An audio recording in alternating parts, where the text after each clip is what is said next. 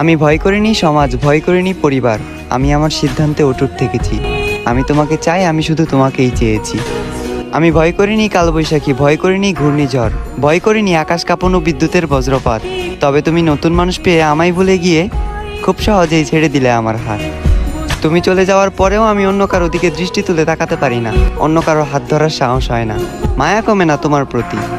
সুন্দর একটি দিনে, সুন্দর একটি মুহূর্তে শুরু হয়েছিল আমাদের সম্পর্কের ইতি। আজ সম্পর্কেও নেই আর তুমিও নেই, রয়ে গেছে শুধু না ভোলার মতো হাজারো স্মৃতি। হয়তো এখন তুমি আমাকে ভুলে গিয়েছ, তবে এই সমুদ্র স্মৃতিগুলো একদিন তোমাকে তাড়া করবে।